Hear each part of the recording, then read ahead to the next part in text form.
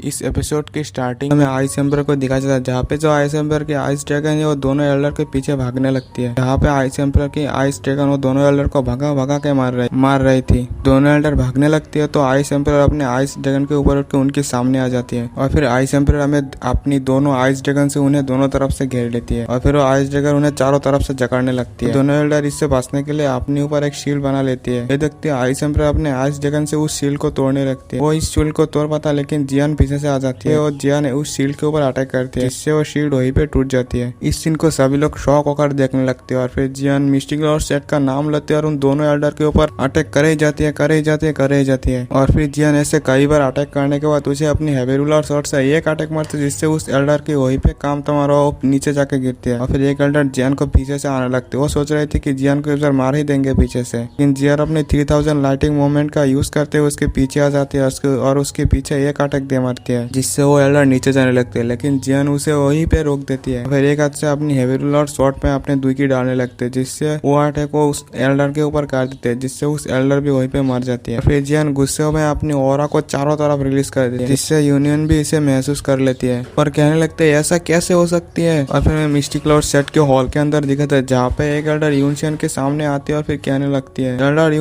Elder यूनफी और बाकी elders की जो स्पिरिचुअल कार्ड है वो सभी टूट चुकी है और फिर जो बाकी 2 कार्ड बचे थे वो भी टूट जाती है। फिर वो एल्डर कहने लगते हैं ऐसा कैसे हो सकते हो, तो डाउ वांग पर जियामे अंपायर के अंदर ऐसा कौन सा पावर आ गया जो इन दोनों को हरा पाए, कहीं ऐसा तो नहीं मिस्टिक लॉर्ड सेट का सामना करने के लिए सभी क्लैन एकजुट हो गए। सुनते यूनशियन कहती है उनकी औकात ही नहीं है वो लोग एक साथ जुट हो जाए, ऐसा कुछ भी नहीं हुआ, ये सभी जी क्लैन का जो लड़का है उसी का क्या धरा है। और फिर एक एल्डर कहने लगते क्या ऐसे कैसे हो सकते, वो तो मर चुकी थी ना, लेकिन वो ऐसा कैसे कर सकती है, तो नामुमकिन है। तो यूनशन कहने लगते मुझे जब पहले ऑरा महसूस हुआ था उससे ही पता चल गए थे कि वो डाउ वांग लेवल पर है, शायद से मैंने उसे बहुत ही ज्यादा अंडर एस्टिमेट किया है और उसे मैंने जाने भी दिया, लेकिन इस बार मैं उसे नहीं चढ़ेंगे। और फिर वो गुस्से में अपनी एल्डर से कहने लगती है सेट की सिक्योरिटी और भी ज्यादा बढ़ा दो, जो भी मिस्टिक लॉर्ड सेट के अंदर आना जाना चाहते हैं उसे वहीं पे किल कर दो। सुनते ही सभी एल्डर वहां से चला जाती है। फिर यूनशियन भी वहां से उठ के जाने लगते हैं, लेकिन वहीं पे आ जाती है हॉल ऑफ सोल और वो बंदा कहने लगती है मैंने पहले भी तुम्हें कई दफा कहने की कोशिश की, वो बंदा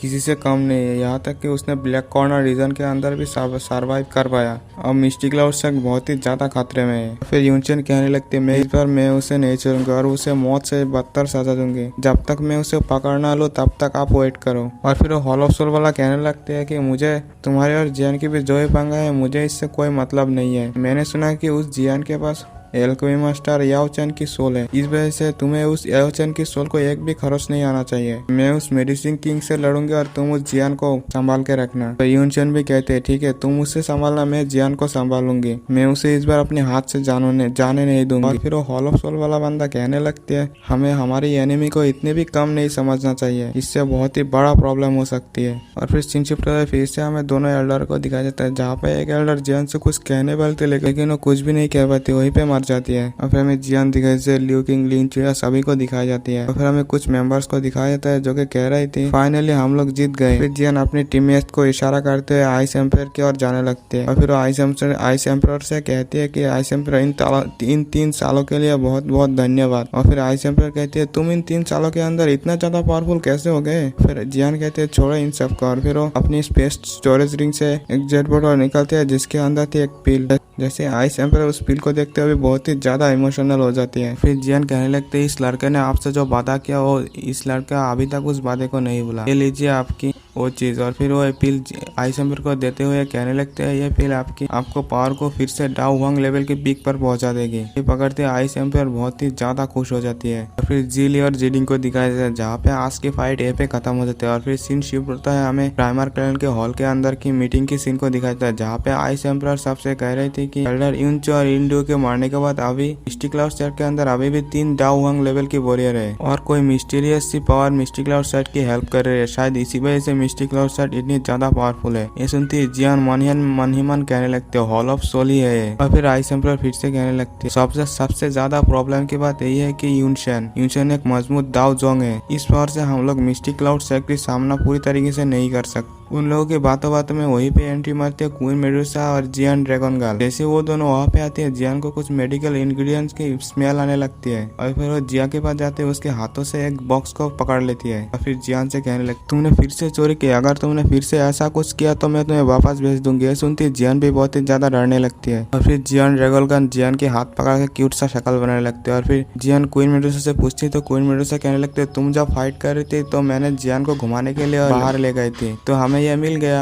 और फिर जियान क्वीन मेडुसा का एक डांट लगाते हैं, फिर आइस एम्पायर को वो इंग्रेडिएंट सौंपने लगती है और फिर आइस एम्पायर से माफी मांगने लगती है। लेकिन पीछे से जो क्वीन मेडुसा वो आइस एम्पायर को घूर घूर कर देखने लगती है तो आइस एम्पायर डरते हुए वो इंग्रेडिएंट्स लेने से मना कर देती है। इसे क्वीन मेडुसा ये सुनते हुए जियान को इशारा कर देता है जियान के पास वो मेडिकल इंग्रेडिएंट्स लाने के लिए। जियान टॉय टॉय करके छुपते हुए जियान के हाथों से वो मेडिकल इंग्रेडिएंट्स छीन लेती है, फिर वो चिल्लाने लगती है मुझे मिल गए। और फिर क्वीन मेडुसा जियान भी पीछे जाके बैठ जाती है और फिर आइस एम्पायर जियान से कहने लगते है लड़के तुम्हारे पास तो क्वीन मेडुसा कार्ड है, ये तो अकेला ही यूनशैन को बजाने के लिए काफी है। तो जियान कहती है मुझे नहीं लगता है हमारी हेल्प करेगी क्योंकि यह अपनी मूड के हिसाब से ही हेल्प करती है, ये कब क्या करे इसका कोई भी आता पता नहीं है, इसलिए हमें इसके ऊपर डिपेंड होना नहीं चाहिए। फिर आइस एम्पायर कहने लगती है अगर हमें मिस्टी क्लाउड सेक्स से लड़ना है तो हमें नालायन फैमिली और मू फैमिली से कांटेक्ट करनी होगी, उन्हें इसमें शामिल करने के लिए मनाना पड़ेगा और एल्केमी एसोसिएशन और रॉयल फैमिली को भी इसमें इनवाइट करना पड़ेगा क्योंकि जो जिया जिंगतियान और प्रेसिडेंट फामा है